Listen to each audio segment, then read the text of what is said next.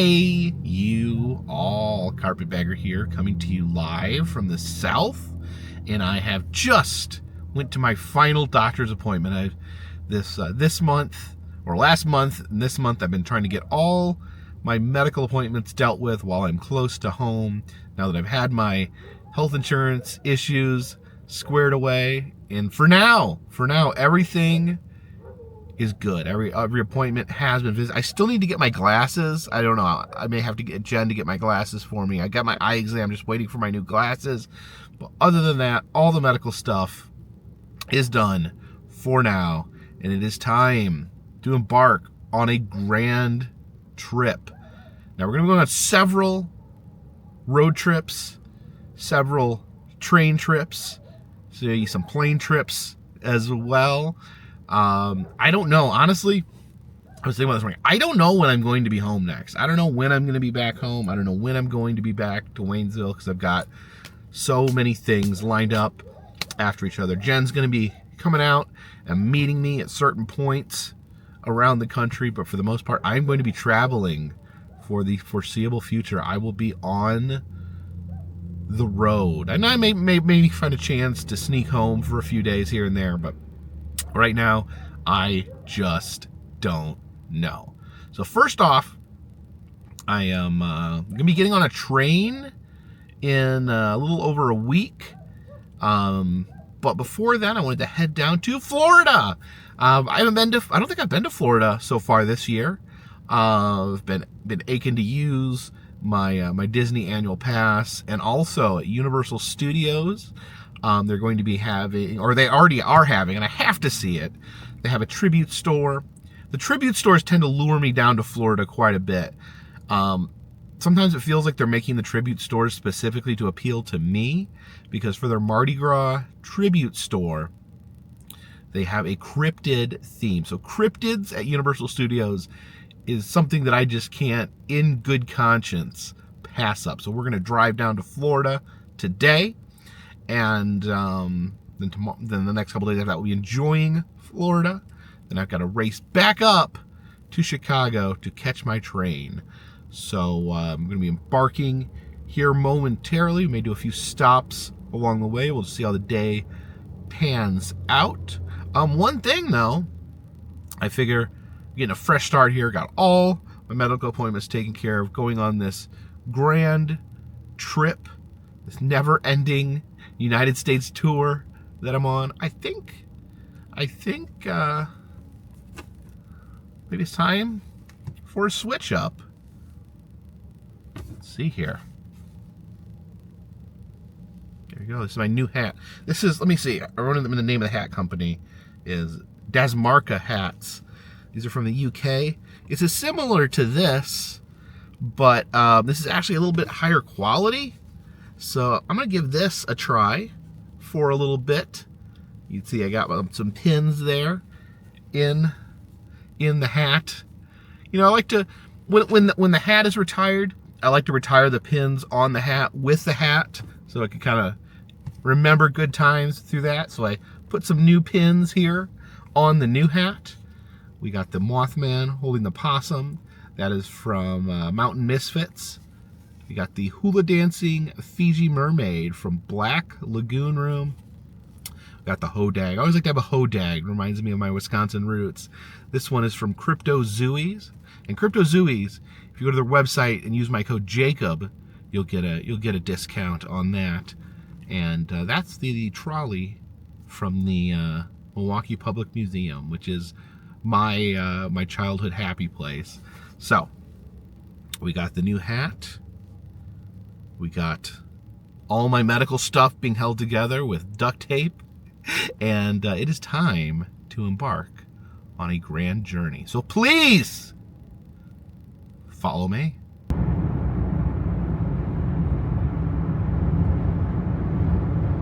Stopped off here in Dillard, Georgia, because I saw this amazing pigmobile right here. You can see some sort of car or truck converted into a pig. Look at his eyes there. It's got eyelashes, so I guess it's a lady pig of some sort. See the snout And the teeth there in the front. Oh, what a pig. I don't know the gas mileage on this thing, but man, I'd love to drive around the country in this.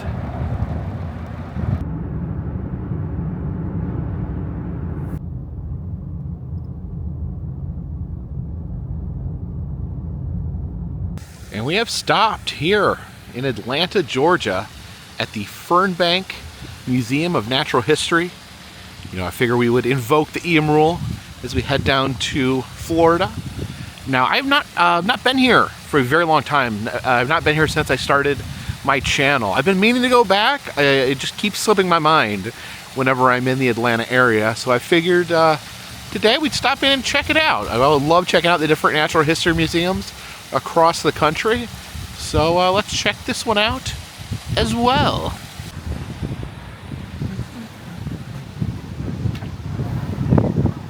And here we are in the lobby. We have the ultimate showdown. Two bald eagles fighting over this duck. And you can see the atrium here, the dinosaur bones. It kind of reminds me of Jurassic Park, where they have the big dinosaur skeletons set up in the atrium. First exhibit we're going in is a walk through time in Georgia, but not just like the history of Georgia, like it's dating back to origins of the universe. Yeah, 13.7 billion years ago, Georgia did not yet exist. Talks about different regions in Georgia. You know, I live close to the Appalachian Mountain region of Georgia. Here is the Piedmont, where they have turkeys.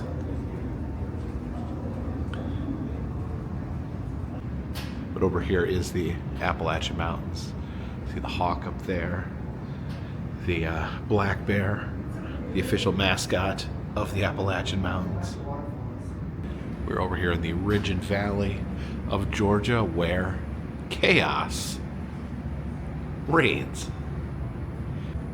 There's a little side room that takes us back even further.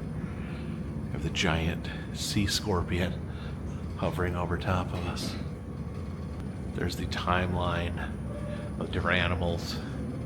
We have the portifera, the colentiferates, and the arthropods since the beginning. And mollusks show up, echinoderms, ostracoderms, armored fish, and then normal fish show up. Well, I guess the cartilage fish and the normal fish show up at the same time. And then finally, we get amphibians. You can see in these tanks when Georgia was simply full of weird sea creatures.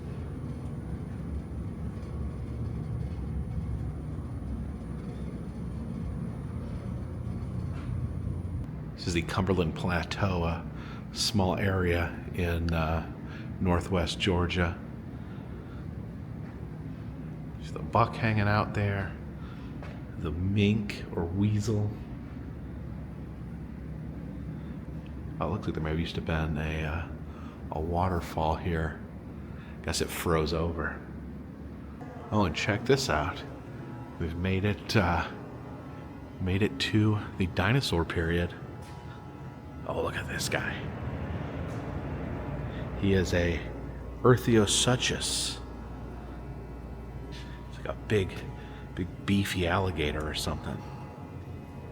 We see the skeleton dinosaurs intermixed with these full-skinned dinosaurs. The Ankylosaurus there. This is the Hadrosaur. Oh no, is there someone behind me? Yes, it's the T-Rex, center point of any good natural history museum.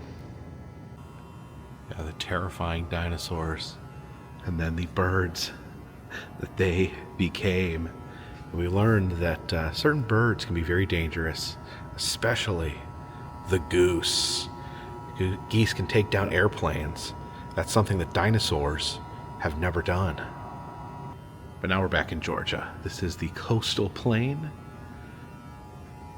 The wild boar, adorable little armadillos. Oh, watch out for that snake. Now we head into the Okefenokee swamp. Oh yeah, see the bird there? Just grabbed himself a snake. Oh, you birds be careful. There may be a gator lurking around here somewhere. Always had a fondness for this type of display where it shows you stuff on top of the water and below. You can see fish down here eating each other. You can see a snake slithering across the water surface. The bird diving into the water to grab a fish. And the little alligator there peeking his nose up trying to grab a hold of these frogs. Another bird standing on the water. There we go. There's the big gator. And these are the coastal barrier islands, the islands that are on the outskirts of Georgia. It's the barrier island experience in here. Oh, look at that big marlin. It's huge. I'm just strolling here along the Georgia beach. Oh, but it looks like we can actually take a look under the sea. See the giant hammerhead shark there. There's some dolphin fish. Got a friendly sea turtle.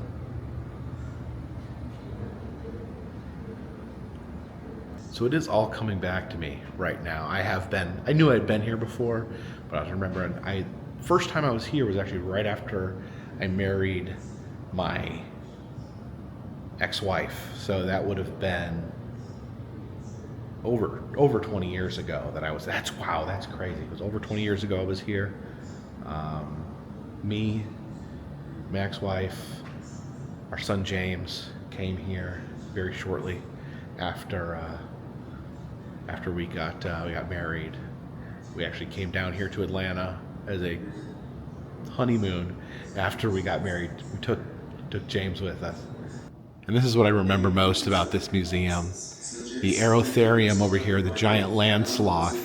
There's a photo of me and my son James standing here in front of the Aerotherium.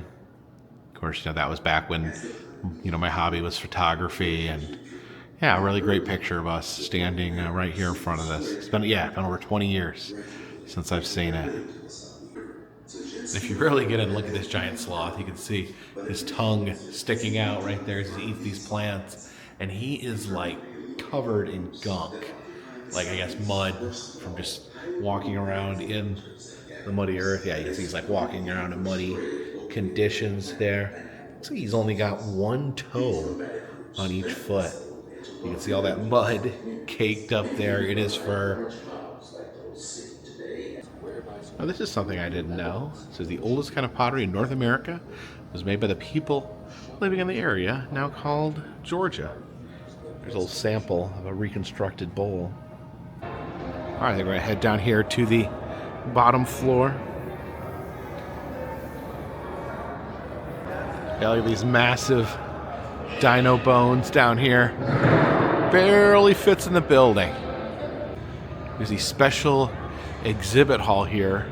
Special exhibit is on ultimate dinosaurs. Now, I remember last time I came here, the special exhibit was the Poop Museum, but now we have the ultimate dinosaurs. So these are a much higher level of dinosaur than we saw upstairs. See some more dino bones in here. Here's the Carnotaurus. This is the villain in the Disney dinosaur ride that's not long for this world. We will all remember the Carnotaurus. Now, this is a new one to me, the Armagosaurus. It's kind of a crazy looking guy. Some various tiny dinosaurs over here.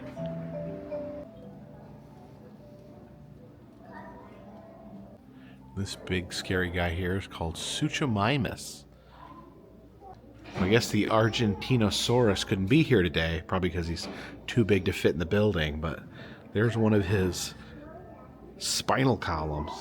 So that there would be that bone right there. So he's really big. What kind of dinosaur is this? Oh gosh.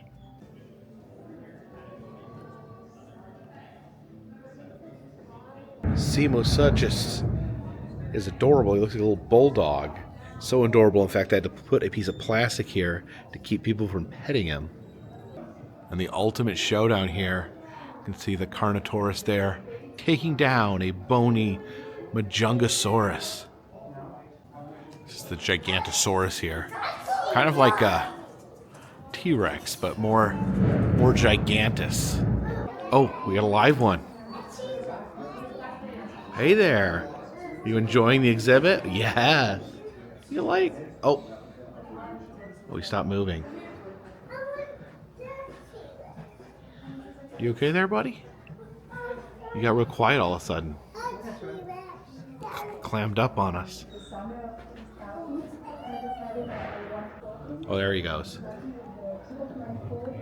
Oh, he's trying to roar. You're a little grumble. Oh, there he goes, the mighty roar.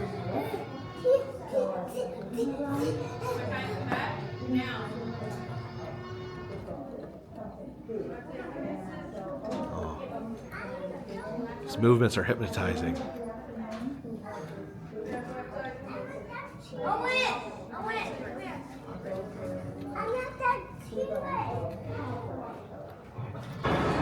Okay, I think we're headed up to the top floor. Over top the lobby here, we have exhibits on birds. Different ducks. Oh my gosh, I see it staring at me. The goose. Yeah, after going to the Sullenberger Aviation Museum, I don't know. It's hard for me to trust a goose. Oh, here's the Predators Club. This is Cooper's hawk. Don't know who Cooper is.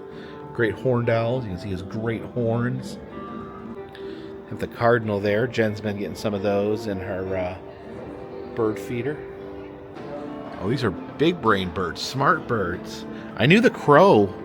I knew the crow was smart. I knew the crow was one of the smartest animals. But I didn't know blue jay. I didn't know blue jays were smart little guys. It's the red-winged blackbird. And I remember, for whatever reason, I always remember I visited my cousin's house as a kid, and they told me I had to be really careful of red-winged blackbirds, and said that they would chase you and attack you.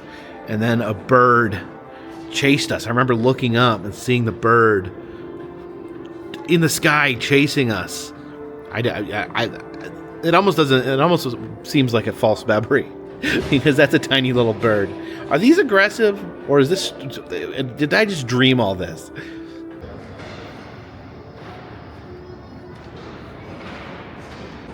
So this is Reflections of Culture.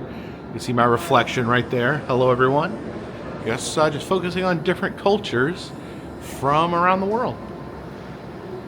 Talks a lot about religious and symbolic items. Necklaces here. These are devotional containers. I guess things that people wear to signify their faith, their religion. Some religious attire, of Buddhist monks' clothing there, and this is like a clerical collar, symbolizing or worn by people of the Christian faith. The Taoist crown there, and the dervish hat. Yeah, all these different items that people all over the world wear to express their religious beliefs. And even though people believe all sorts of different things, it seems there's all similarities in the way that they celebrate and show that faith. These are things meant to show off wealth. These giant anklets that go around your ankles. Expensive jewelry. And, oh yeah, the United States and probably many other cultures, things like this. Fancy shoes, fancy sunglasses, fancy ties, which I own none of. Different items that show marital status. It's a married woman's headdress from Thailand.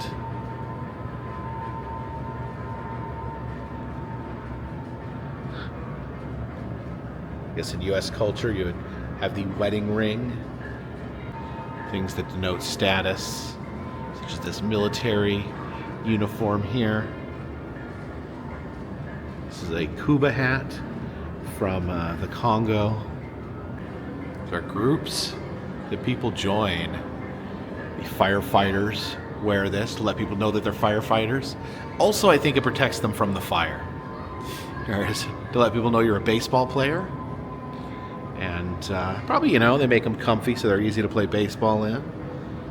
There is a school uniform, I guess to show your school affiliation. And then a Shriner's hat down there. I remember the Shriners from our local parade. Here's the physics lab. Fantastic Forces. And these are fun. You start the air. Oh, the air magically rises the ball. So you can put our hand through. Oh, see, that ruins everything. Oh, a science ball. I was wondering if it was going to shock me. There we go. Every mad scientist has one of these in his lab. There's the liquefaction of ground. Let's just pull the items up here. So we got a tree and a car, and then we, oh yeah, so it vibrates there. They sink under the sand. Oh wait, there's another dinosaur up here.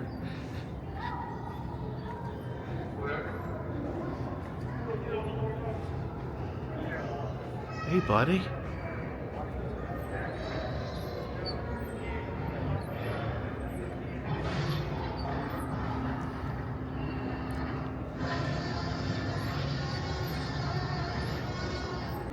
Oh, looks like they're setting up for a banquet here. We're having an event tonight here at the museum. I've been seeing this a lot recently visiting museums, where they'll be setting up for a nightly event during the day.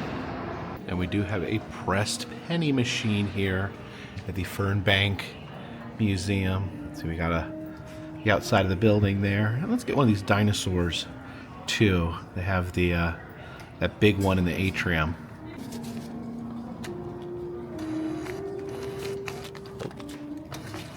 There we go. Wait 3 seconds. 1, 2, 3.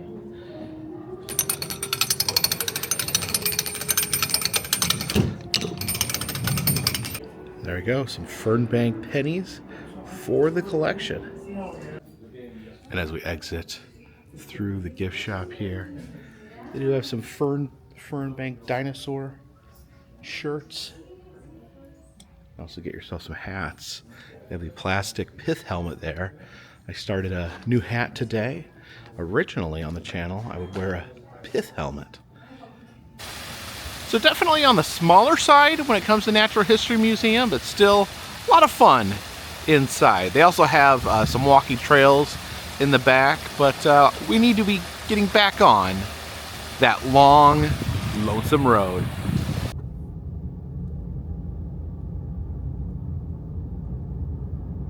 And since we were already over here in Atlanta, I decided to stop over here at one of my favorite attractions in the Atlanta area, the Center for Puppetry Arts.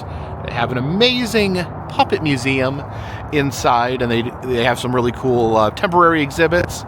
Said that there was a temporary exhibit here that was only going to be here for another week or so, so I figure we will check it out before it leaves.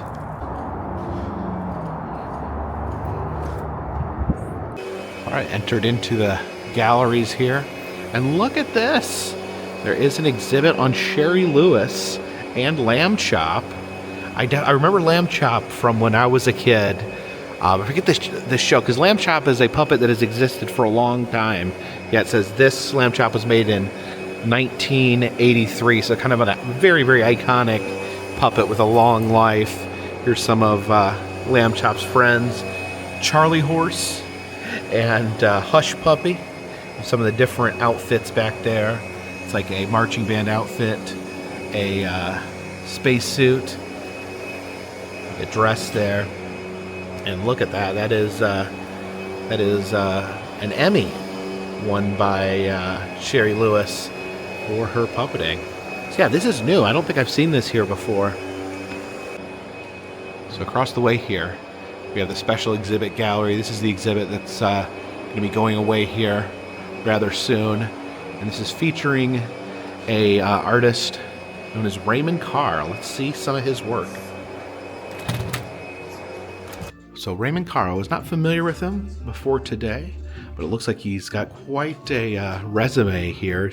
Worked with Jim Henson Company, Crank Yankers, Doom Patrol, a lot of interesting stuff. So it says here Raymond was raised by religious party clowns and actually did puppetry as a child. Here's some of the religious church puppets he used back when he was a young man. Now these look familiar, but I couldn't exactly place them. It says these are the Smiling Friends, the puppet version of the Smiling Friends. I think I've heard of the Smiling Friends before, but I guess this is the puppet version of the Friends. They don't have the puppet here, but apparently he does the puppet work for Aflac commercials.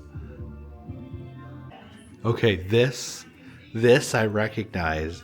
See the Hellhounds, the three-headed dog from Your Pretty Face is Going to Hell. It was a show on Adult Swim about basically hell being like a corporate environment. And yeah, you see the two vicious heads and the one adorable little puppy head.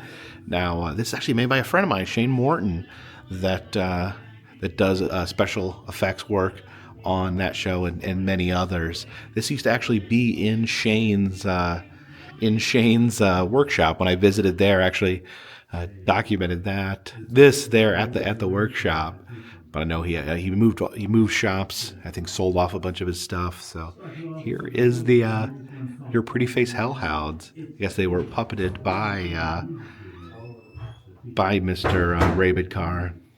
And this here is a parody of the Dozers from Fraggle Rock. This is the Don't-zer, and this was featured in a music video by I guess Mastodon. I believe it's a heavy metal group. There's a puppet of Mike Rowe from this is the guy from Dirty Jobs. This was shot for a Discovery Channel series called 6 Degrees. Here's some work he did with the Jim Henson Company. I guess they do a show called Puppet Up Uncensored, where it is a mature adult-themed puppet show, not for kids. They don't say what the names of these individual puppets are, probably because they may be slightly inappropriate. Here's a giant astronaut puppet. This is like a big marionette. You can see it being used there. So all the puppets over here were actually used in independent films. This is the Pet from Pets. So I may need to check some of these out. This is Wick from Wild as the Wind. It's kind of a creepy looking puppet. And this is just called Doofus. And apparently this is from Magic the Gathering, the musical, I guess based on the Magic the Gathering card game. Now this one I really am going to have to seek out. I am a old school Magic the Gathering player, really curious to see the interpretation there. And this ship here was in a film called Joyriders. And then this marionette here is The Walker. It says it was in a music video called Boxcar Fair for Little Tybee. This figure here is also from Joyriders. And then we have the Firebird here from the film Firebird. Actually worked on the Walking with Dinosaurs arena show. And this here is a miniature of Mama Brack. These are from an experimental puppet show called Vertical Man Loves Horizontal Woman. So yeah, this exhibit turned out to be really amazing. I hadn't heard of this gentleman before, but he's done some amazing work. Absolutely love some of the puppets in here. I do want to peek into the permanent exhibits just to say hello to some of my favorites. And look at this, as we step into the puppet making studio, I see that they have actually rotated out many of the puppets. So there is some new stuff here. It's exciting to see. There is Old Lady Possum from Emmett Otter's Jug Band Christmas. And Fish Number 3 that performed on the Muppet Show at some point. Also the big rat right there. Oh yeah. Say raccoon from the Muppet Show. So yeah, I guess the Muppet Show just had so many different characters and so many different appearances that probably just an endless amount of Muppet characters. There's Mom Muskrat, again from Emmett Otter's Jug Band. This is called an anything puppet. So this is like a background puppet that would just pop in like crowded scenes with a lot of puppets on Sesame Street. And then this is called Foob Number 2. This was from the Muppet Show as well. Almost looks like an evil Kermit. Hey Bert, hey Ernie, and yes, I can see, some more new puppets. I believe these were not here last time. They had different puppets in this case. This is, oh man, that's Hoots the Owl. I definitely remember Hoots the Owl. He had like a raspy voice and played his saxophone there. That's pretty amazing. This is another anything puppet. So they have like basically, sets of puppet extras that they can just plop into different scenes at Sesame Street. But that's cool. Yeah, the Hoots is new here. Oh yeah, there's just new puppets popping up everywhere.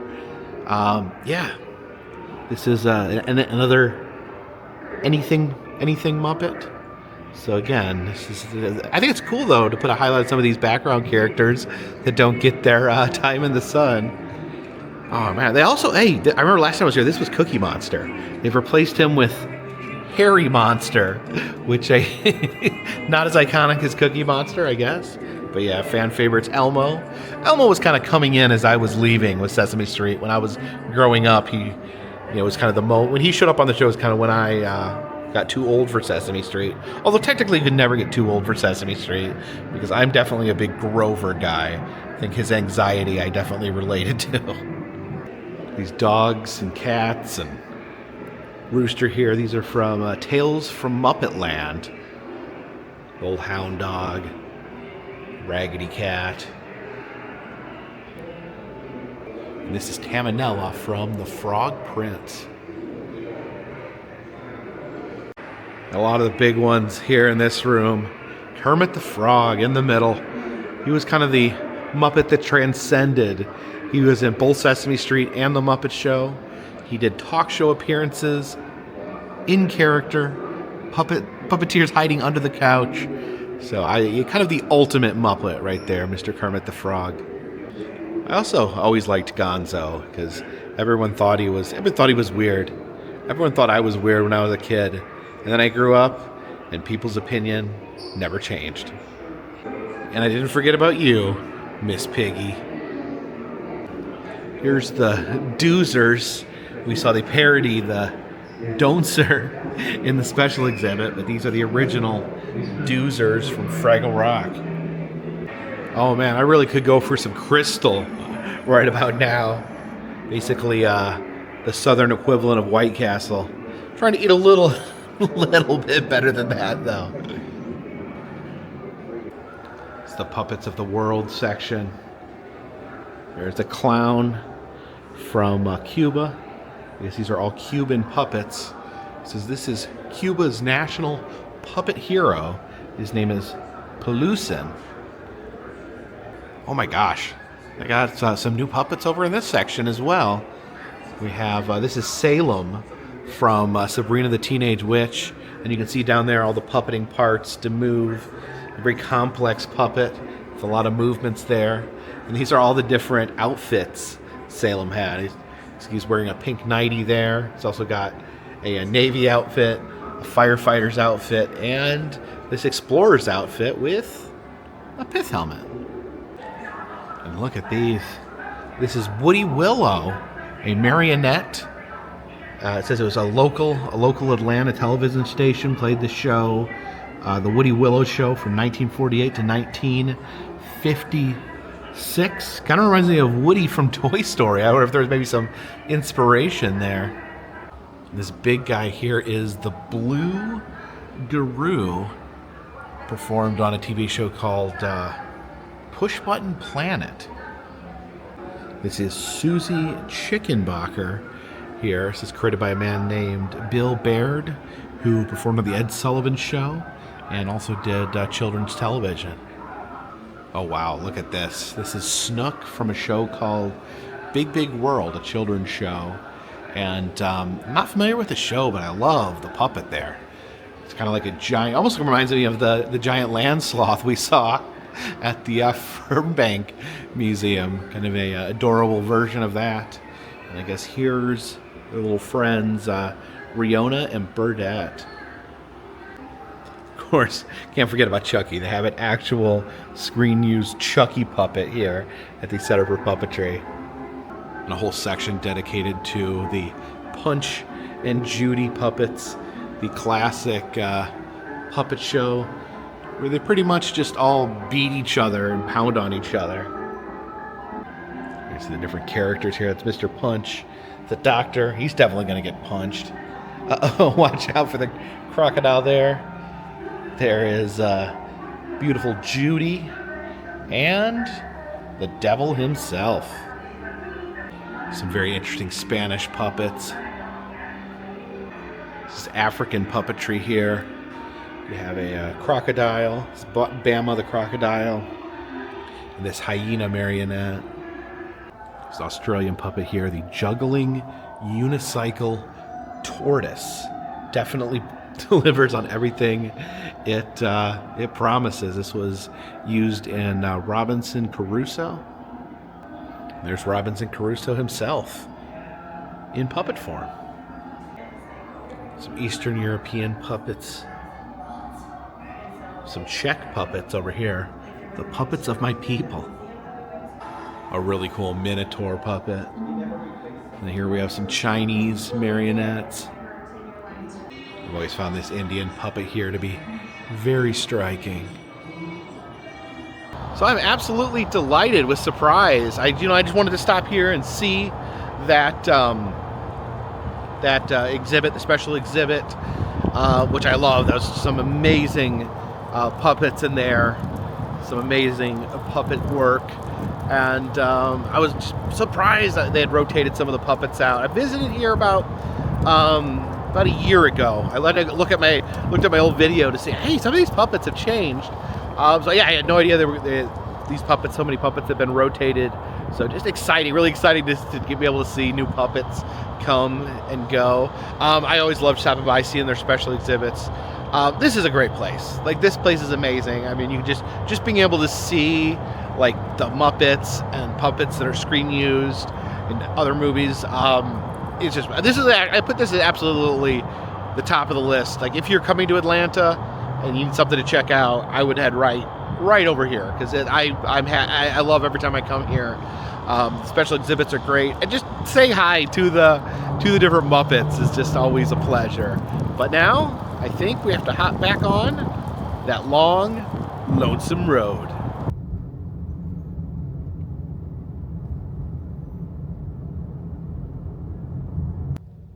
Oh, up there, you could see my friend Waymo. He's popping up everywhere. Does look like I managed to get caught in Atlanta rush hour traffic.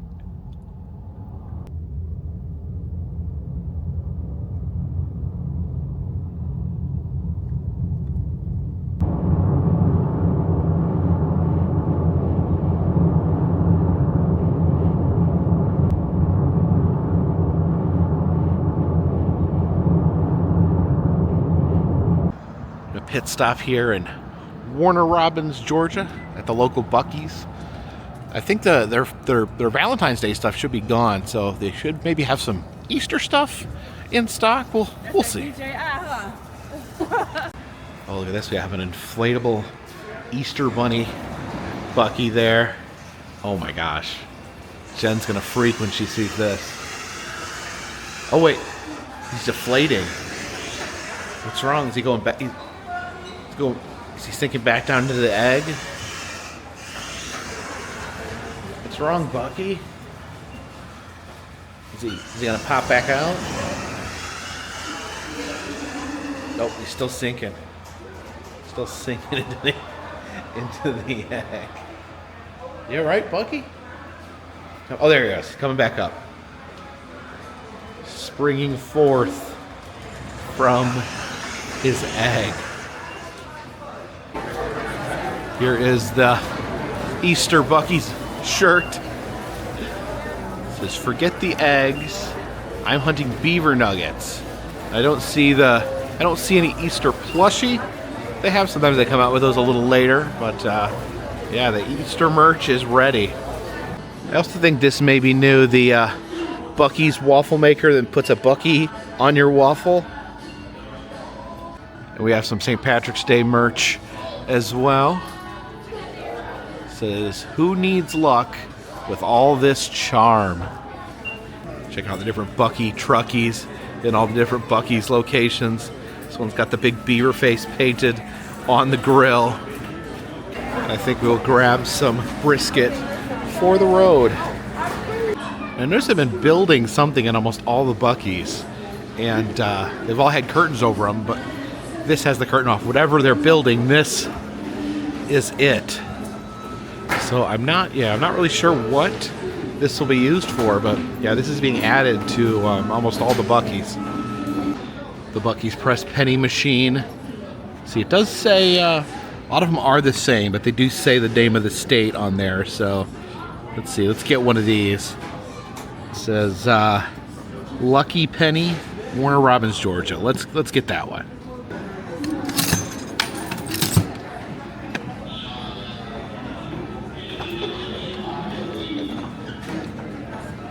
So my penny wasn't coming out. I've never had this happen before, but the penny's actually stuck there on the bottom. I also keep turning to see if the penny eventually will fall off. I don't know what's going to happen here. Oh no, it's going to get double pressed. Yeah, that's a messed up penny there. Let's try that one more time.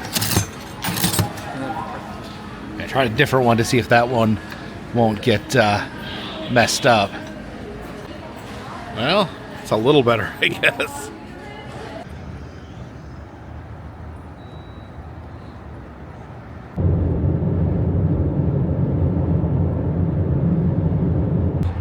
Maybe if I didn't make so many stops while I was driving, I could actually make it to the Florida Welcome Center in time to get orange juice. Yeah, folks, you have to make it here by 5, otherwise they close up shop, and no orange juice.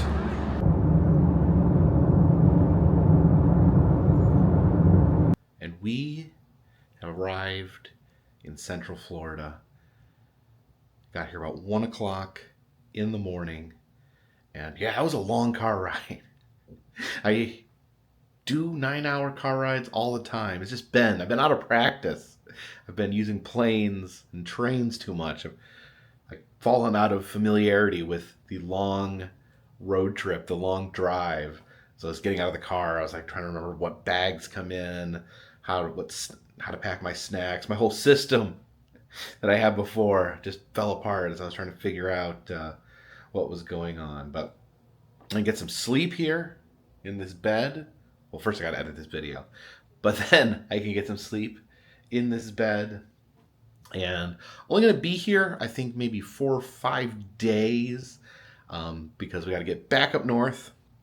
I gotta get to Chicago area again to leave my car at my mom's and head out on another train trip. But I did, I have my my season pass for Disney.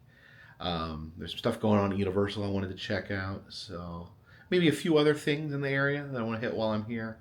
But and let me know if there's anything going on in this area that I need to know about. Leave a comment in the comment section. I'm going to get some sleep. Thank you for watching this video. If you like these videos, do subscribe. I travel around the country filming roadside attractions, amusement parks, museums, haunted houses, and other fun stuff.